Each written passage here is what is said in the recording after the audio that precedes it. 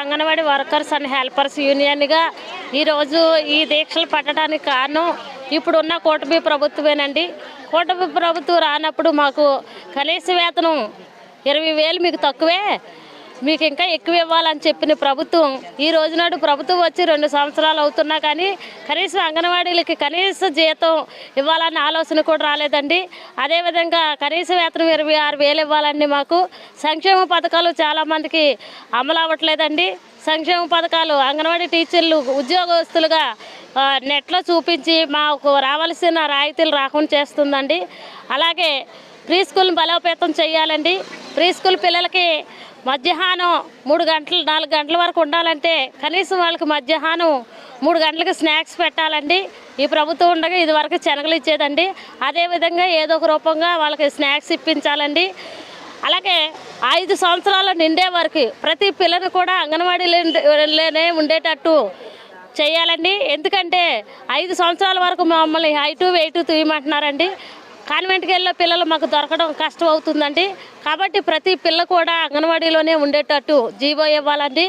అలాగే మాకు సంక్షేమ పథకాలు అమలు కావటం లేదండి. సుప్రీంకోర్టు తీర్పు ప్రకారం గైడ్లైన్స్ ప్రకారం మాకు గ్రాడ్యుయేట్ అమలు చేయాలండి. ఇప్పుడు ఇచ్చిన గ్రాడ్యుయేట్ మాత్రం మాకు సక్రంగా లేదండి. ఇచ్చే ₹1,00,000 గ్రాడ్యుయేట్ రూపంగా చూపిస్తున్నారు. కానీ మాకు మాత్రం సుప్రీంకోర్టు ఏ విధంగా అయితే గ్రాడ్యుయేట్ అమలు చేస్తుందో అదే విధంగా మా అంగన్వాడీలందరికీ అమలు చేయాలండి. కనీసం మాకు వేసవి సెలవులు పెద్ద పిల్లలకి కాలేజీ పిల్లలకి సెలవులు ఉన్నాయండి.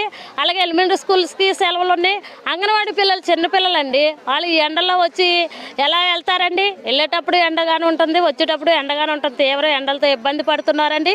కాబట్టి ఈ మే నెల అంతా మాకు వేసవి సెలవులు ఇప్పించవలసిందిగా ప్రభుత్వాన్ని కోరుచున్నామండి. అదేవిధంగా కొన్ని సూపర్వైజర్ పోస్టులు ఆగిపోయినాయండి, వాటిని కూడా తక్షణమే తీయాలండి. 164.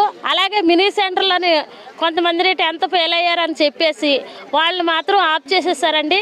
10th ఫెయిల్ అయినా పాస్ అయినా వాళ్ళు వర్క్ చేస్తున్నారండి. ఇప్పుడు వరకు వర్క్ చేస్తున్న అంగన్వాడీలు చాలామంది పిల్లలు ఎక్కువతోనే వర్క్ చేస్తున్నారండి. వాళ్ళందరూ కూడా ప్రమోషన్ చేసి వాళ్ళు కూడా మెయిన్ వర్కర్లుగా ఇవ్వాలండి. అదేవిధంగా ఎంతమంది అయితే మినీ వర్కర్లు మెయిన్ వర్కర్లుగా అయ్యారో వారందరికీ కూడా హెల్పర్ని వెంటనే ఇవ్వాలండి. ఖాళీ ఉన్న వర్కర్ పోస్టులు కూడా భర్తీ చేయాలండి. అదేవిధంగా కనీస వేతనం 26,000 తప్పకుండా ఉండాలండి. ఈ రోజున మేము బలహీన పడిపోతున్నామండి. ఏమన్నా జ్వరం వచ్చిందంటే మాకు కనీసం మెడికల్ లీవ్ అంటే లేదండి. జీతంతో కూడిన మెడికల్ లీవులు కూడా ఇప్పించాలని మేము